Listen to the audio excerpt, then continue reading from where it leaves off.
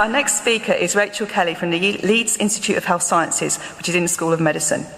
The title of her thesis is Working with Families to Improve Experiences and Outcomes of Hospital Care for People with Dementia. The title of her 3-minute thesis is What Happens if Mum Doesn't Know Best?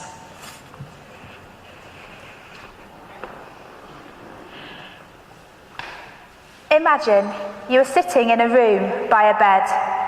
There are other people sitting by beds, but you don't know who they are or where you are. You feel frightened.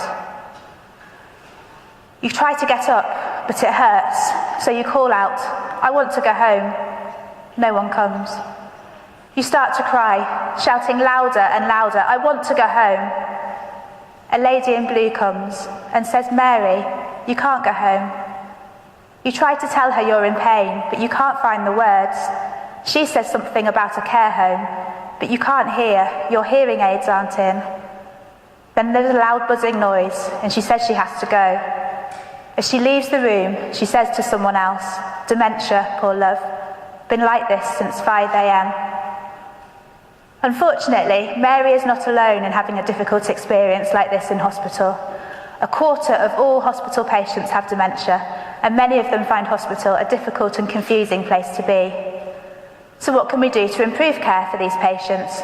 One area that hasn't been looked at is the role that families could play when someone with dementia is in hospital.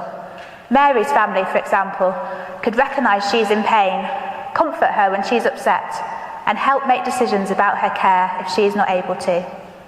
So, involving families could help to improve care, but there are a lot of unknowns. We don't know if families are currently involved in care. We don't know if they would want to be involved. And we don't know if involving families would actually make a difference.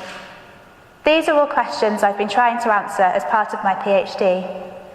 To do this, I've spent many months on hospital wards, observing and talking to patients, families and staff. So what have I found out so far? Families often aren't used as sources of personal information about patients. So with Mary, for example, staff don't know that the reason she wakes at 5 a.m. is because that's when she always went to work.